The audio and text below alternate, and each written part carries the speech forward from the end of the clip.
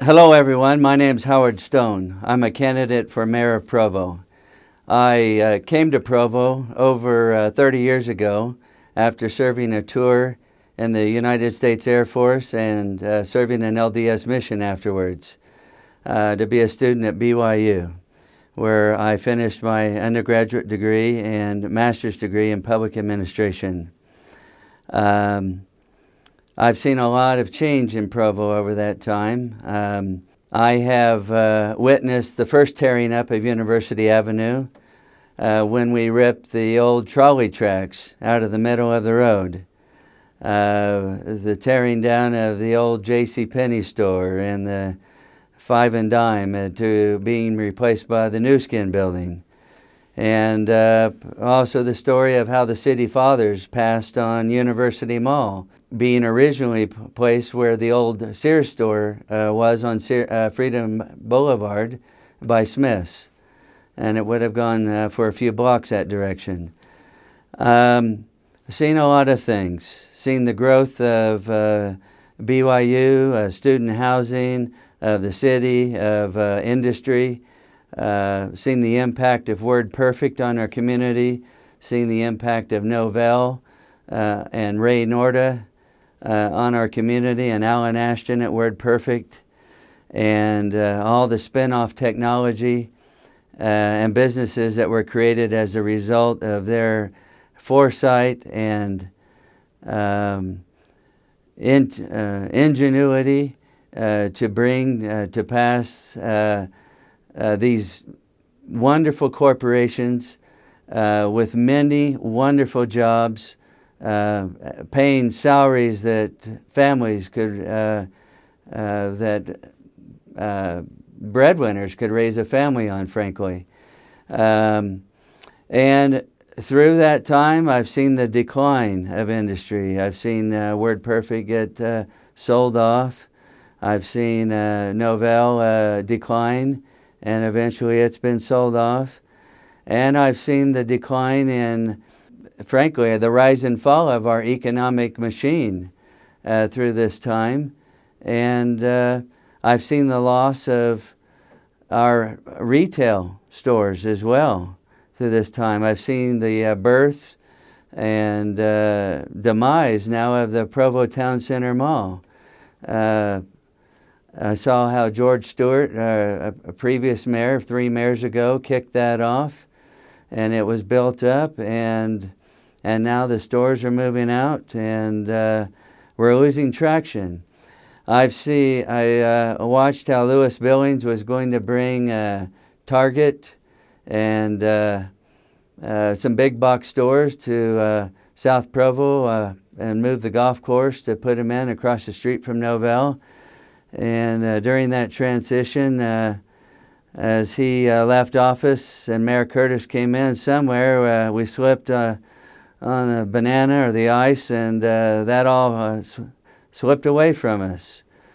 And then we went through an economic decline of 2007, 2008, which has hurt everyone everywhere, and it's hurt us here a bit in Provo, and frankly, I don't think we've recovered.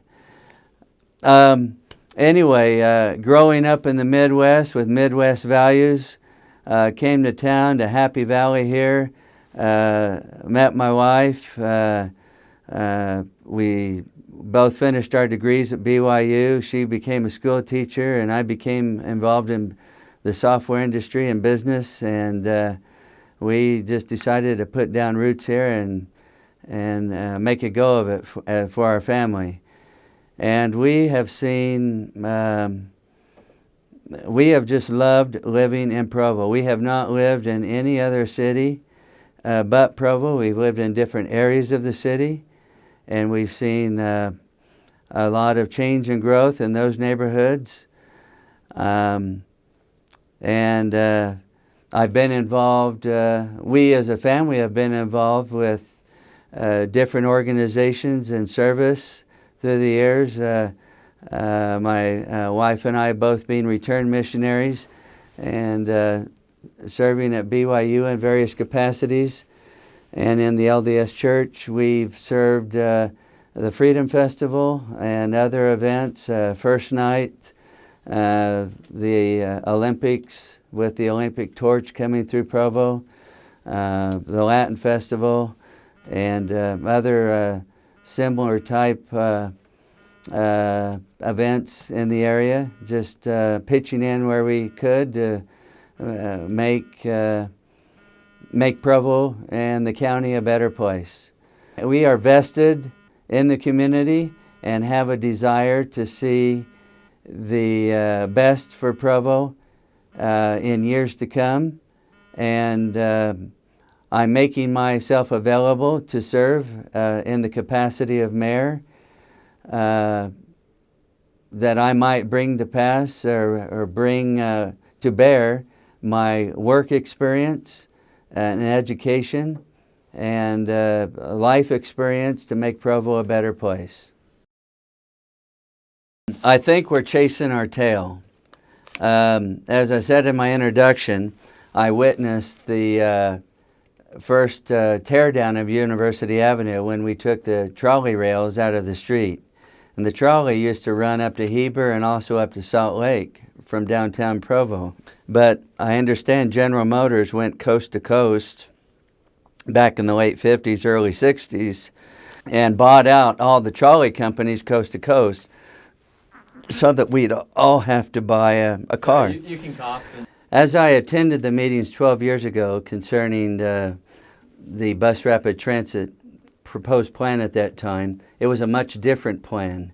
It was a $65 million plan according to then serving members of the city council, which would go down either First West or Second West. It was never to be on University Avenue. Somewhere around 2006, 2008, a bait and switch occurred, and UTA forced their hand and upped the ante on the project and moved it over to University Avenue, which I think is a big mistake. I think the BRT would have served us better on First or Second West.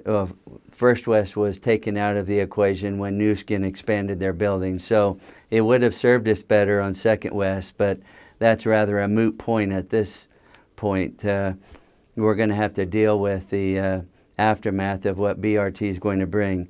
Now, also around the same time, around 2001, 2002, the LDS Church and BYU invested a few $1 million in getting the best architects and designers in the country together to develop a plan for South Campus. It was called SCAMP, and it was to bring student housing and parking and everything up closer to the university, actually alleviating the need for students to have vehicles. After this significant investment, and it was presented to the then City Council, the plan was rejected and pretty much obsolesced, and a rift occurred between BYU and the city at that point, which I believe existed for a few years.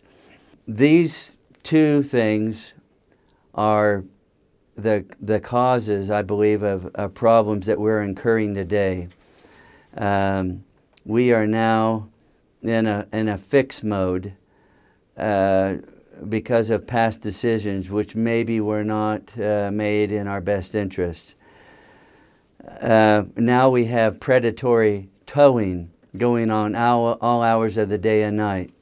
And I guess the current mayor is fighting this in some regard, but there's a guy running for city council right now who's on the tow commission with the state, who's fighting the mayor on the back end, saying that he's out of line to fight the tow companies and their towing practices. We have predatory parking enforcement going on, not only in the South Campus area and the Tree Street area, but it's meandered up into all areas of the city. My neighbors have stopped parking enforcement people in our neighborhood. They're getting, where they've parked for years, their vehicles in front of their houses, they're getting citations now. on cul-de-sacs and various other places where it's some odd parking situations do occur, but the interpretation by the enforcement official is causing some difference of opinion. I think we're trying to fix the problem by maybe over-enforcement. I do know there's probably violations going on, but I think the original intent of parking enforcement was supposed to be downtown and around campus and areas where there's high concentration of student parking. Now, we may have to approach BYU. One solution to this may to have BYU ask all incoming freshmen not to bring a vehicle with them as a possible solution. Other solutions will have to be thought out, parking structures, working in conjunction with development and so forth, and this is a bigger issue than I can answer right now in this setting, but I understand the history of where the problem came, which will probably help in solving the problem as it becomes more intense in the future. The greatest roadblock to economic development in Provo, I feel, one of the main issues might be the person that we have in charge of economic development at this time in the city. I arrived in Provo at a time when technology was in its heyday. WordPerfect was getting launched. Novell was getting launched. Spin-off businesses were occurring everywhere throughout Provo and throughout the valley because of the foresight of Alan Ashton and Ray Norda. Maybe bringing one of these, Ray has since departed, but maybe bringing individuals with Alan Ashton's background, and maybe Brad Whitaker of the old Orem Center for Economic Development, which used to be by the Sarah Theater. It's since moved over to UVU, and Brad isn't involved with that entity at this time, but he has a lot of experience. And, I believe going up to maybe Orem City or Jordan Landing and hiring the economic director down into Provo City, and having them bring their experience and expertise to the city could kickstart us in the right direction. But we have seen economic uprise and downturn in the community. We have men and young women, 18 to 58, from high school with college degrees that can't find any work here in the valley. They want to live in Provo or surrounding city, and there just isn't enough of a company to provide a living wage. And people keep talking about bringing more big box stores to town. And shortly before Mayor Billings left in 2008, he was going to bring in a Target and some other big box stores to South Provo on the golf course, and rearrange the golf course to accommodate that. But when the current mayor took over, somehow that opportunity slipped away from us. But I don't think big box stores are entirely the answer, because these are paying basically minimum wage or mid-level wages. They are not living wages. We need to bring substantial business opportunity to the valley, companies with big payrolls. And I don't mean maybe another Nestle, which is paying, again, low wages, which you really can't pay rent on and pay. It's not a living wage. We need to bring companies to the city which can provide a substantial wage. So like some of the software companies here that have been here for many years, like DHI, out on 820 North in West Provo. And up in Riverwoods, there are some other software companies. I have worked in the software industry for over 20 years. And I know well about this industry. We need to think more like an eagle instead of a worm, and go for the big prize and not for some small solution, a temporary Band-Aid like a big box store, which is again just going to pay a small wage. And again, we're going to still have breadwinners wandering the streets or at home watching television, searching the internet for a job, or moving out of the valley to a place where they can raise their family and provide a living for their family. There's a voice in the community desirous of bringing more big box stores, more I would call boutique stores like Cheesecake Factory, Trader Joe's, which I would put in the classification like a Tucano's or Olive Garden or P.F. Chang restaurant.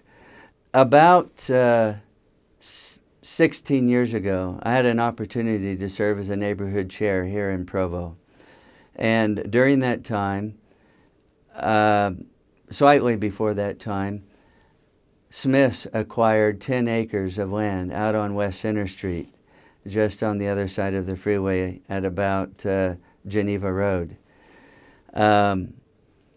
In the process of acquiring that land, the city condescended upon the business owners in that acreage. There was a mom and pop grocery store in operation, along with some other businesses around it. And they were forced to close their doors because Smith's was coming to town. So, in a situation where the city has acted hastily in promoting economic development, they forced the closure of several mom and pop stores, businesses, to make way for some larger entity. What happened, though, at the same time is that a couple of neighborhood chairs in that area sued the city over the coming of Smiths to the area. This lawsuit got tied up in court for a couple of years, during that time in which Walmart came to town and built its big box supercenter up in Orem. Being just up the road from where Smiths was proposing to build their new supercenter, it put the kibosh, the Smiths put the brakes on at that point and building their store. And the delay, in that ensuing delay, we've seen another Walmart pop up in North Springville. Well, pop up in Springville, not North Springville, but in Springville, near the freeway, which has pretty much squeezed Smiths out of the picture and opening and having plans to open this store that they were desirous of some 15, 16 years ago. But the hasty action of the city at that time forced the mom and pop closure of a grocery store that was alive and well and functioning in West Provo. Now, since the closure of that store, everyone has to drive into State Street or other stores further away, further driving distance. That was not very well thought out. And we are in a little bit of a quandary.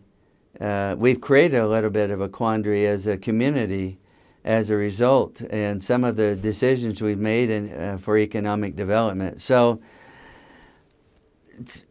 chasing boutique stores or big box stores does bring jobs for a few dozen to a few hundred people, but it doesn't solve the long-term answer to the problem of creating more living wages for our residents.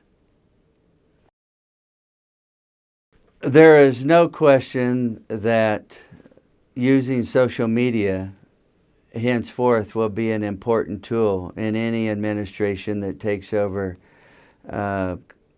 running the city of Provo. But I do feel like some of the resources that we had available to us during the last 8 years were not utilized very well in the rebranding of Provo City. For instance, we, instead of choosing to go to our local school of management, MBA school over at BYU, and maybe having several student marketing classes and MBA classes come up with the slogan, "Welcome Home," we instead went to a Madison Avenue company and spent $500,000 to get the brain trust of one of those organizations to bring this new mantra to us. Like Orem says, "Family City USA, Provo is welcome home." Yes, it fits us, but I think the money that we spent doing that was not, could have been better utilized for other purposes. I feel like some of the other things that we're doing as a result of that with social media are helping keep the community connected. But Provo is an economic wasteland. The Provo Town Center Mall is almost a ghost town. These things are not helping shopping, in fact, or even helping businesses to come to town, or the spending of money in our local stores or businesses. That we've become more of a coupon-based society. With with 2 universities within of 30,000 or plus students within 5 miles of each other's, coupons are a big deal. They're heading out on the town for the weekend to get a 2-for-1 meal at a restaurant. The social media has done a great thing in bringing attendance to the Rooftop Concert Series, which the current administration has sunk hundreds of thousands of dollars into. With the number of events I've worked on in the past for the city, we could have, for a fraction of the money that has been spent on some of these concerts, provided activities for years here in the city. So, yes, the millennials are coming out and responding to the social media, but it's not dropping money in the business or city coffers. So we need to utilize that to an advantage, and it will always be important. But there's probably some facet as well which can be used for economic development, which we'll have to define as time goes on. Growth is coming to Provo City. It's over the last 30 years, I've watched, as you have, Provo grow from a small community of 80,000, 90,000 people to one now approaching 140,000 people when all the students are here. As far as high-density housing and residential housing, I would like us in any future development to see more residential housing come to town. I think we're maxing ourselves out on high-density housing. Provo is almost built out to the mountains and to the lake. And there has been some talk of building a bridge across Utah Lake, and which might bring to bear a West Provo. But until that happens, we're landlocked. and apartment buildings are going up where they will. We're ripping out houses and putting them up around the campus areas. But I would like to see in the open areas more residential, more open space given to residences. Provo now is the stepchild of Utah County. All of your government agencies are based here. Community Action and the Food Care Coalition, and we have the only federal housing projects all right here in Provo. In fact, Freedom Boulevard is basically entitlement boulevard within the city. All of the government agencies either helping people find jobs, or they've lost their job, or they've lost their housing, or they need some need, are all based largely along Freedom Boulevard. Provo just has too much entitlement, government-based entitlement activity going on here in the city. This burden needs to be shared throughout the county more than it is right now. So as Provo deals with more growth coming to the city, another problem that's growing is people not being able to make their house payments anymore. They are being forced out on the street, and they can't qualify for an apartment to pay rent. And it was just announced for the first time in U.S. history, more than 50% of the country now rents than owns a home nationwide. This is a coast-to-coast problem.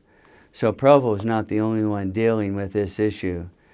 What we're going to see as more people are not able to afford the family home that they've lived in for decades and not be able to qualify for an apartment whose rents are too high to pay, we're going to see more people out on the street. And we're going to see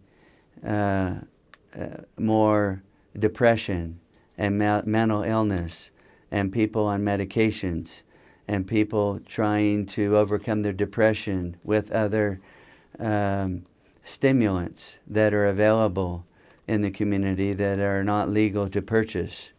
And yes, those are illegal drugs, or they're going to drink.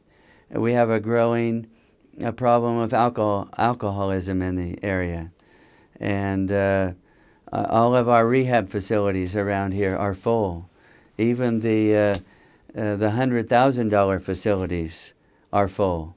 And the free ones are full. And the emergency rooms are full on weekends from alcohol poisoning. And these people are watched for a few hours, and then they're released, and then they're carted up to the road home in Salt Lake because the hospital cannot discharge these people out to the street. They've got to send them somewhere. And since one thing Provo doesn't have is a road home, Salt Lake becomes the bearer of that burden. Just today I was in Salt Lake and saw a Caterpillar-sized bulldozer running up and down the streets next to the road home, bulldozing tents and tons of garbage. And it's a human wasteland, just people laying everywhere on the streets, garbage and refuse everywhere. And the police are basically helpless as to what to do. Yes, this is a growing problem. We've been watching the news here for the last few months and years in Salt Lake as it escalates up in Salt Lake. But it's coming to Utah County. It's coming to Provo.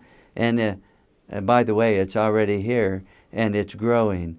And if we feel like if we can sit in our homes at night behind our little white picket fences watching some program off Netflix or surfing the internet, that these problems are like we are like the proverbial ostrich, stick our head in the sand and ignore the problem.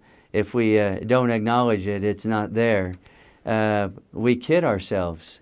This problem is going to continue to grow, and our kids are going to be part of that problem when they graduate from high school and they can't find a summer job working in one of these boutique stores or fast food operations because some older person is in there trying to be a breadwinner for their family, working 2 jobs or more to make rent. There's no work opportunities for our kids. Our kids are going to be hanging out on malls, hanging out on streets, going up and down the streets on skateboards, getting into bad company, becoming depressed, surfing your couch for the next 10 or 20 years in your basement, telling you, Mom, Dad, I'm looking for work, I just haven't found it yet, and they have their master's degree. You know, something's wrong. We've lost our work ethic. We've lost our way. And this is all a growing problem.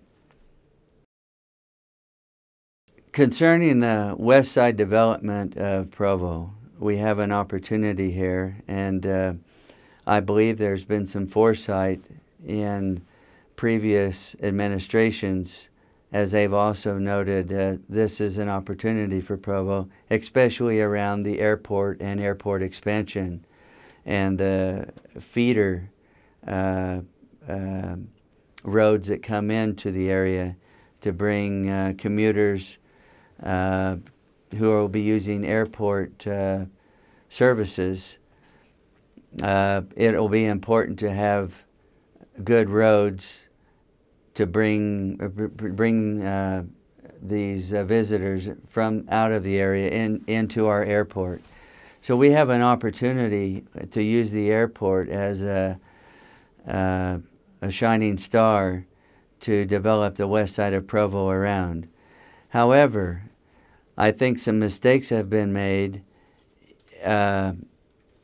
as with this opportunity in acquiring land for this purpose. We've been condemning some of the land around the airport and not paying fair market value to some of the landowners there, and that's not right. I believe there is an opportunity to acquire this property and use it for the good of Provo and for Utah County, but I think we need to go about it in the right way. A few years ago up in North Provo, they were creating a road to go from Riverwoods up the hill to connect with Canyon Road. But as they started bulldozing and laying road gravel and building the road and got about halfway up, they had a roadblock. Is that they had not acquired one piece of property which belonged to the Johnson family. And they made one mistake, horrible mistake, in planning and zoning. They overlooked the fact that the Johnson property was not in Provo City. It was, in fact, in the county. So all construction had to stop for a few years while the Provo City then went and asked Utah County to go and acquire the land for them. The county agreed to do it, but they would do it in the right way and pay fair market value for that land. This was eventually done and the road was completed, but we made a mistake in the process. We can't make a mistake with the opportunity that we have before us. With my educational background and experience that I've seen as I've traveled the country and watching development occur, I believe I could bring these opportunities, this experience to bear and the opportunities that Provo City has in the west side. Now, one thing I'm concerned about is that there are some that live here in Provo that want to change Provo into something else. They want to change Provo into Albuquerque, New Mexico, or Seattle, Washington, or Breckenridge, Colorado, or some other fantastic place. And I'm sure all these places are fantastic to live in. But Provo is Provo. It's not Rome, Italy. This is not where, when you go to Rome, you do as the Romans do. But people are coming to Provo because we are unique. We are different from the rest of the world. So as we have the opportunity for growth and development in our city, we need to keep our uniqueness about us and remember that in the process and not try to become something that we aren't. Now back to the airport in regards of the opportunity for growth and development. We need to acquire the land carefully and properly around the airport for fair market value. And then I believe we should make the opportunity for other airlines besides Allegiant to come in, and let's turn Provo into a regional hub. Let's make it a destination point. Let's make it a jumping off point. We have a beginning at the airport. We have an opportunity to do it right. We need to just make sure, as in the mistake that we did in trying to build a road from Riverwoods to Canyon Road, that we do it correctly and properly and legally, and work with the airlines, airline directors, bringing in the best people possible to help us in managing this growth, managing the airport, and growing the airport. As Salt Lake City Airport, as any of us that use that facility are watching it go through substantial growth. They're rebuilding the entire terminal and all the parking and other structures. In 2 years, it's going to be a brand new facility. We need to watch what's happening in Salt Lake very closely and take copious notes, and where applicable, use this acquired knowledge here in Provo for the opportunity to grow the Provo Airport facility into something magnificent, which will benefit not only the city, but the county for years to come. The Municipal Council currently sees zoning compliance as its #1 issue. I wished I had brought in with me a couple of zoning books that I have at my house. One of them from 2003 is about an inch thick. Another one from 2011 is about 3 times as thick as the one from 2003. It's now no longer being printed in hard copy. You have to go online to view it because it's so huge. I believe we are so focused on zoning compliance that it's the only thing we're thinking about. Zoning compliance, our #1 issue. Are you kidding me? I mean, what is everyone, who's on the city council? Are all these people living in pristine little houses with little white picket fences up in the hills somewhere hidden from the rest of us, and they're trying to turn us all into their property? A few years ago in Orem,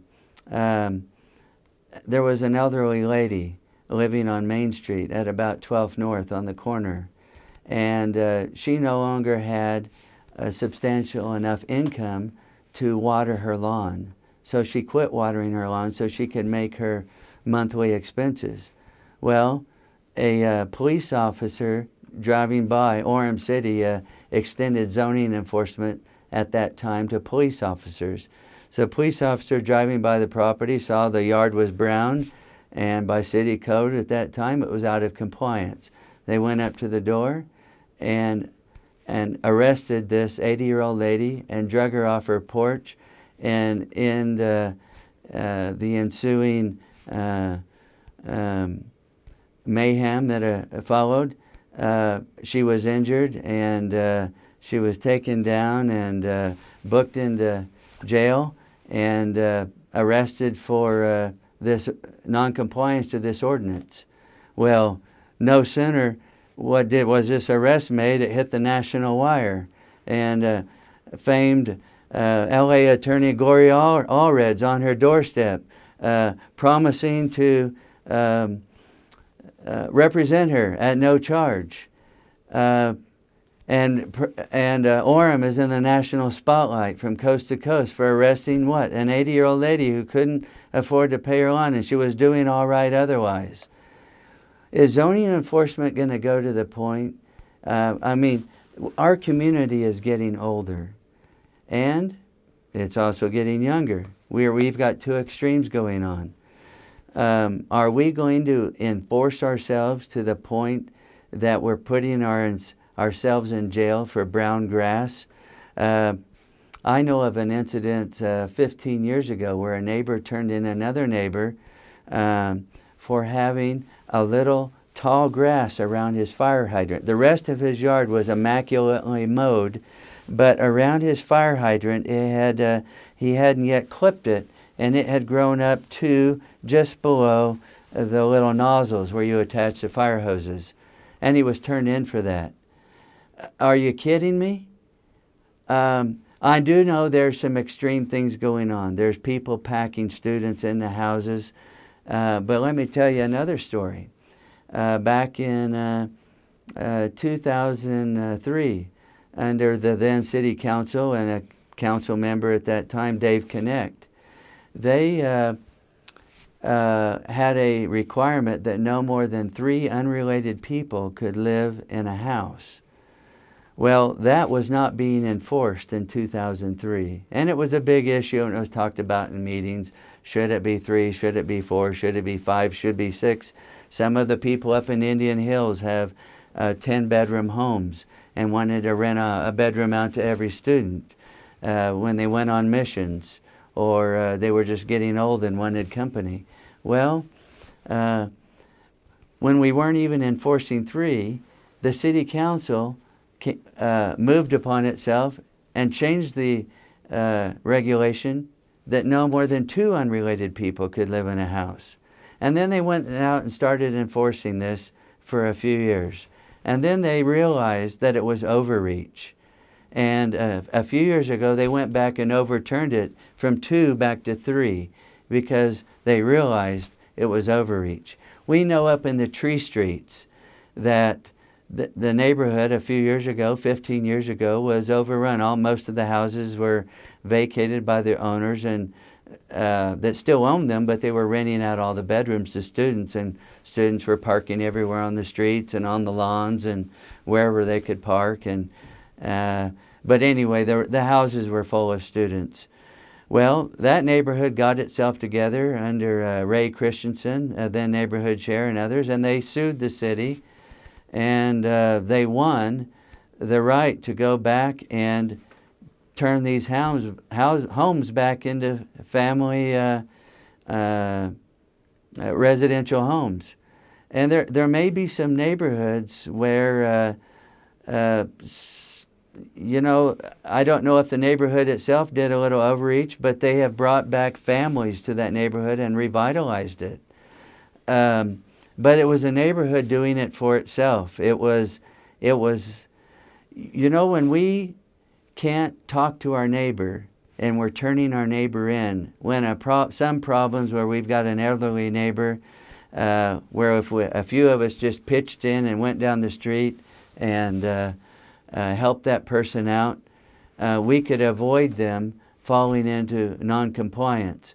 Because if we're right now, communication is a skill within our society that's becoming a diminishing quality.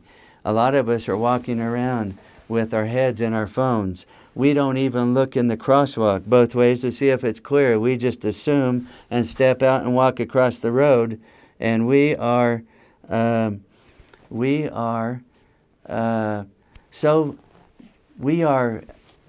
becoming very nuclear and withdrawn as a society. We're not talking. We may see our neighbor at church, but during the week we're not talking to him over the fence. So if you want the city to fix a communication problem with a zoning ordinance and zoning enforcement to follow, I think that's the wrong way to go about it. We need to pull our heads out of our phone, out of the internet, and we are part of the solution.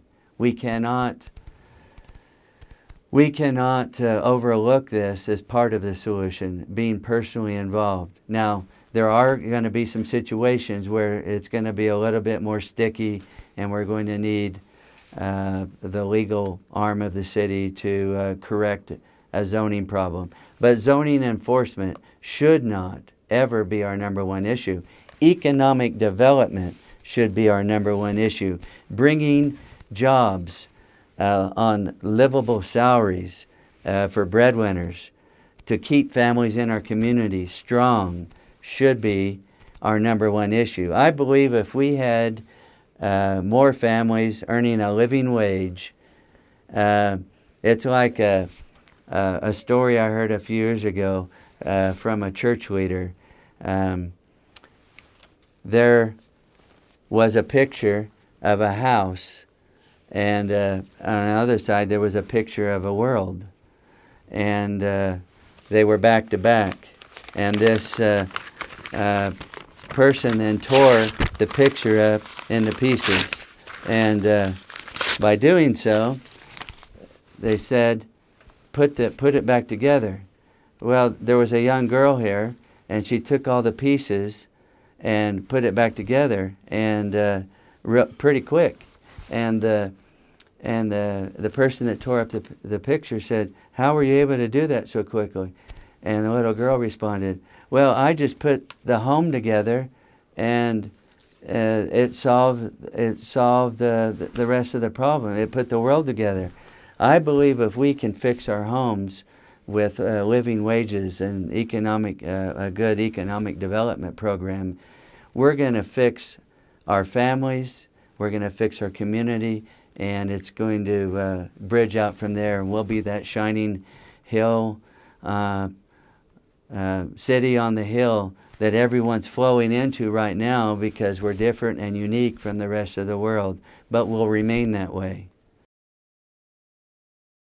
About 15 years ago, I had an opportunity to become involved with the City Council through the Neighborhood Chair Program.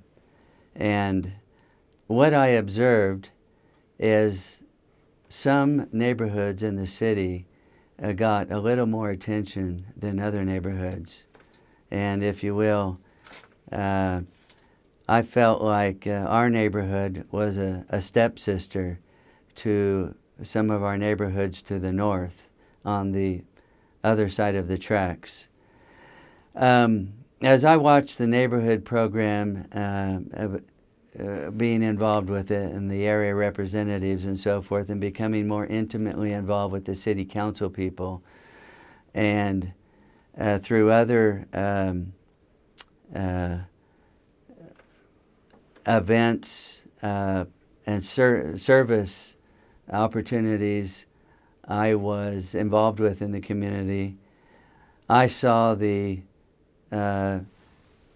governing network of our community was actually a very small group of gadflies that circulate around the same mud hole, that find themselves members of the Rotary Club and members of the Country Club and members of other organizations like that.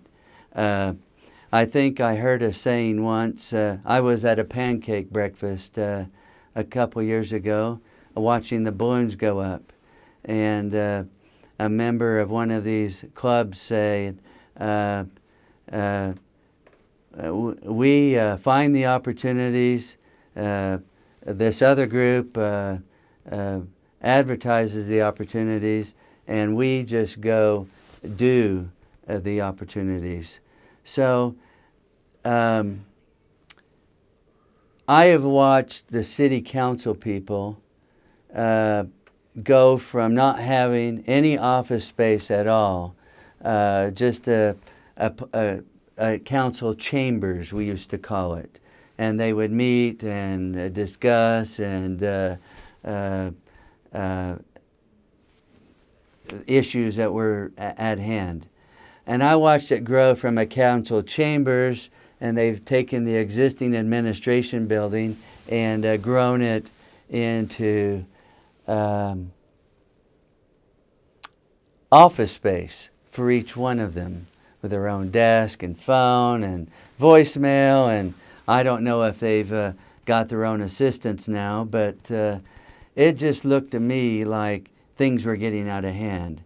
That this volunteer job of a few hours a week was now being grown into some major full-time service opportunity that we're now having to put some square footage of office space that we never had to do in the past.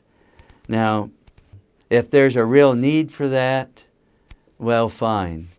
I don't know if earlier council people would agree, but they seem to do it without all the office space in the past. Now, we've consolidated the electric department and consumer service department into the city administration building. And maybe things are getting a little cramped in there. And maybe, yeah, they feel like they need a new building. But you know what? There's a lot of people walking up and down the street that don't have a job, that don't, they're wondering where their next meal's coming from. And, you know, I had my reservations on bonding for the new rec center, but I'm pleasantly surprised that it's what I hear is more than paying for itself. But it was a $40 million bond. Now, a few years ago, in about 1998-99, the current city library was falling into dilapidated circumstances. It was the old BY Academy, and it was marked for destruction or to be razed to the ground. But a community group went around and thought the right thing to do was to save it. The current mayor at the time thought not. That was the right choice. But it went to a city vote, and it was voted upon to save the library by some 55 to 45 vote. So one thing I think we were kind of baited and switched on that deal. I thought more of the original building was going to be more of the library than what it is, but we only got the child section on the basement floor. The rest of it's meeting spaces, and the library, which wasn't really shown to us in the early plans, was in the back. I don't know if I'd done it that way, but that was the third version of the Provo Library, which started on First West and Center Street, going down to what's now the Covey Center, and now to the old BY Academy. Now, a new city administration building. I'd have to think long and hard about that. I don't know what the economic benefit in these hard times would be to the city, except to maybe show us off in more some grandiose office space than what we currently have. I feel like Provo's turning into a ghost town. The businesses are just packing up and leaving. If not for the Ronies saving Riverwood, buying Riverwood and saving it, but they're still struggling to keep the businesses in there. They just lost Tucanos. I'm worried that, I'd like to go up into Orem or over to Jordan Landing and figure out what they're doing, that they can draw these businesses in. I don't think now is the right time, maybe even within the next 4 years, for a new administration building. I think we better feel our oats a little bit more. I think we ought to really feel the pains within the city office buildings a little bit more before we go to the people after a bond 17 years ago to rebuild the library at our own bidding, $40 million, not of our own choice, but of the city council voted at that time for Provo, which had many other names since then and is now called Google. But you pay for that on your property tax, and the current mayor also put it on your power bill as another tax to help pay for the operational expenses of the failing Provo. And the power bill has become a catch-all for road maintenance now, the failures of Provo, and anything else that the administration deems necessary when they can't raise our property taxes. You know, I would have to hold off on building a new administration building during my 4-year term. Something substantially drastic would have to occur to Provo during those 4 years to even consider it during the next 4 years.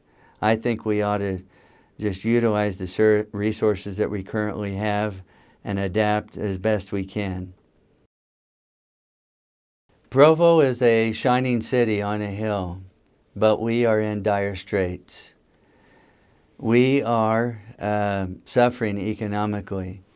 The economic problems are causing other problems. They're causing affordable housing problems. We can't afford to live in the homes that we have and pay the mortgages.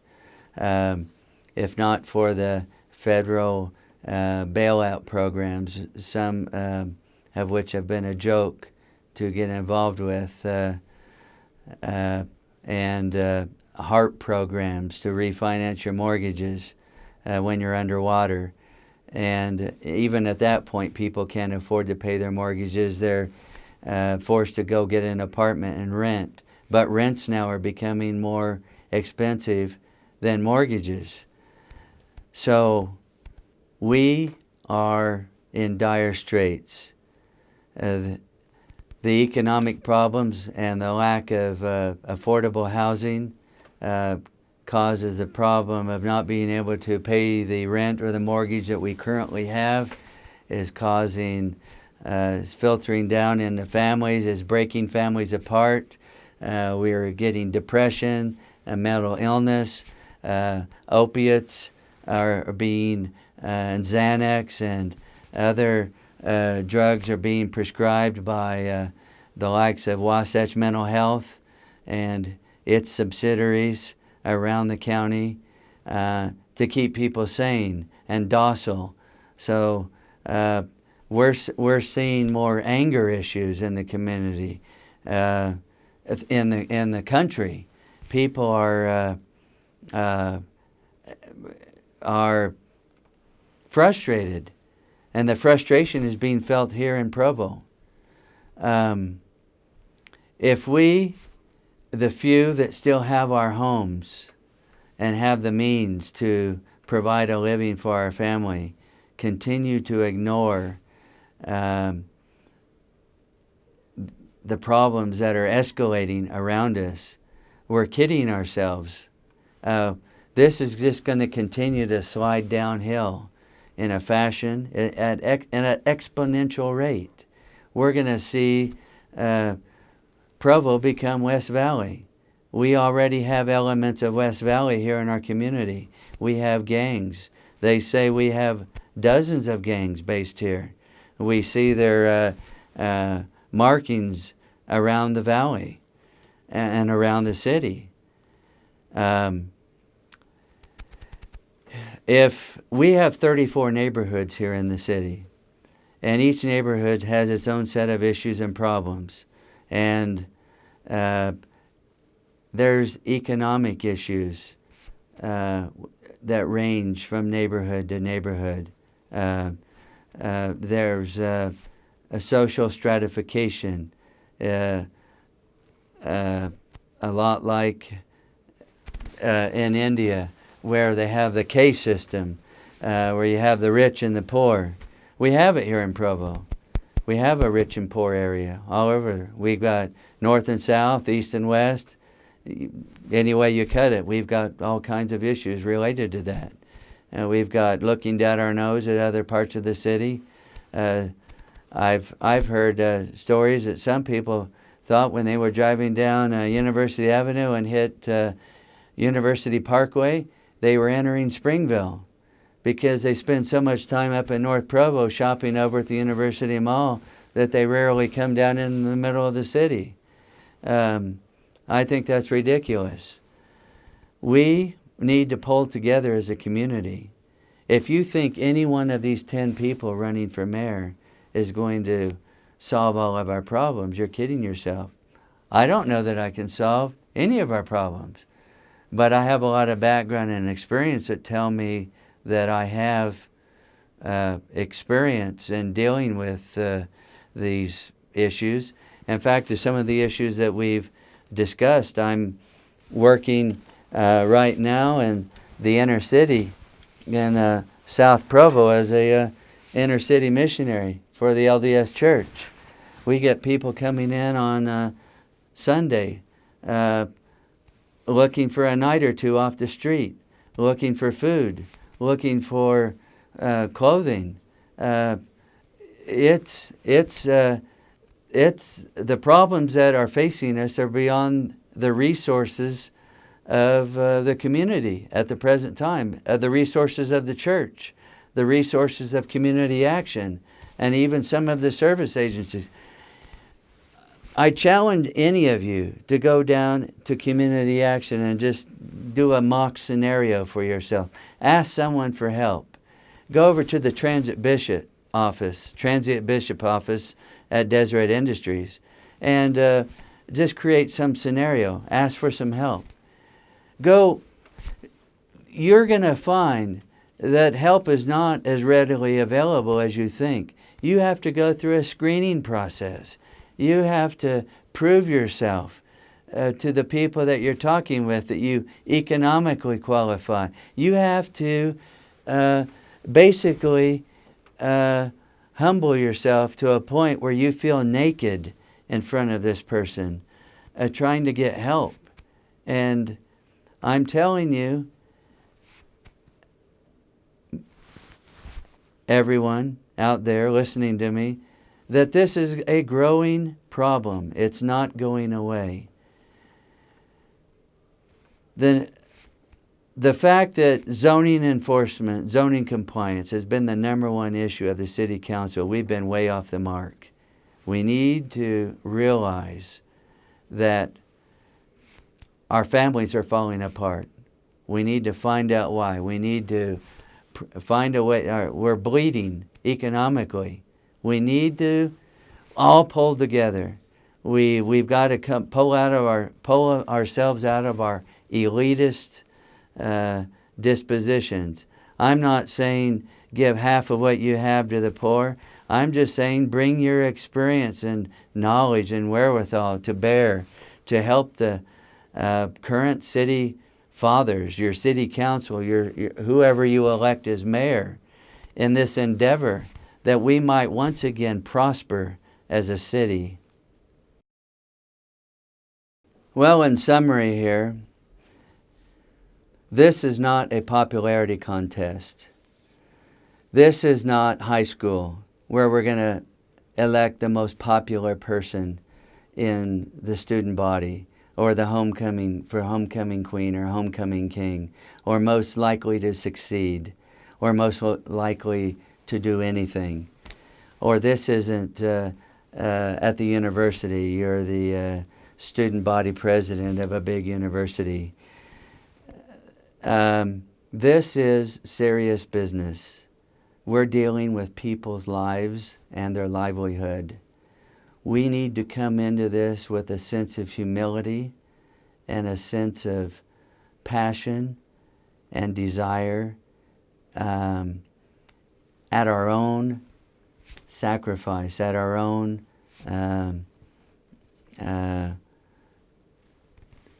loss. Not to gain anything from this, but to give. If we really want to do this for Provo at this time, we must come with the attitude of being willing to sacrifice and give all that we have. We are at a crossroads right now. The society and the mores of our society are going another direction right now. Service is another kind of work ethic. Serving in political office, for no gain. We have lost our true statesmen. Where now, as we look in our community, do we see a statesman who have served without gain? You know, the past two mayors I have observed, 2 mayors ago, he saw an opportunity for personal gain to acquire some land in South Provo. And knowing that you used to belong to U.S. Steel, knowing that the government was going to make U.S. Steel come back and clean up that land, he acquired as much of it as he could. And then later, before his third term ended, he successfully sold that land back to the city for a substantial profit to create a business park. Now, as he was leaving office, the current mayor who's in office had a business in West Provo called Action Target. And he saw an opportunity to get the city to buy his land for a few $1 million. And then he got the city also to pay to move his company to another location for another $1 million or so. And then he was able to get the city to apply for some RDA or redevelopment bonds, which are very hard to get, to acquire land in the city's new business park to reestablish his business in this new setting and have it funded on government bonds for years to come at a very low interest rate. Now, this is just 2 things the last 2 mayors have done. They have gotten some gain from their office because or they took advantage of some opportunities to get some gain from the city. Now, I don't know that any of these mayors were ever called out on any of those things, but they do trouble me. And I'm a fiscal conservative. I could never see myself raising our taxes for any reason. I would want to bring in business and have sales tax revenue fill the city coffers. I wouldn't want to do it with all the bonding that we've been doing with the library, Provo, and the new recreation center in the last few years, and to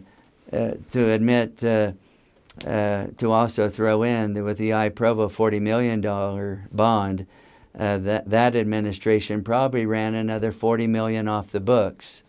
Some city of employees have indicated to me that their departments have 2 sets of books, which is very troubling.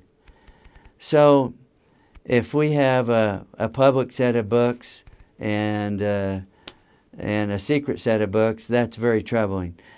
This job is a hot seat, and if you're coming into it, you got to come into it with the right mindset. You can't be looking at it for personal gain. You can't be looking at it for public notoriety. You should probably do your job so well that you cannot please everyone. In the spectrum of 100 people, you're going to offend 10 people at each end. You might, in some capacity, through the other 80, find some level of approval or disapproval. But I'm not seeking, this is not a popularity test. I'm not the most popular guy in town, but I might be the most real person in town. I know our history. I know where our problems have come from. I've watched our problems develop over the years. I've seen them incubate and manifest themselves out on their streets. I'm not a newcomer. I've been here a little while, and I'm looking to be here for a long while yet. So, the best people to be mayor may not be a candidate at this time, but I'm ready, willing, and available to serve Provo and to serve this community to the best of my ability to try and make Provo a better place and help it become all that it can be. And I cannot do that by myself. But we hear this, and we hear this so often. I need you. We need you. I can't go and do this by myself. And those words are true. I believe all the candidates are probably saying it. We have to go into this office together. But I think the difference is between me and some of the other candidates is I understand where the problems have started, and I understand some of the political pitfalls of the bad decisions we've made as a community over the last few years. And I've seen how these issues have exacerbated our problems to the point where they are today. So, my name is Howard Stone. I'm your candidate for mayor, and I would love to have your vote. Thank you for your time. To find out more about me, you can go to my website, howardstone.org, or you can call me on my phone, which I would answer almost any time of the day or night, at 801-921-3642.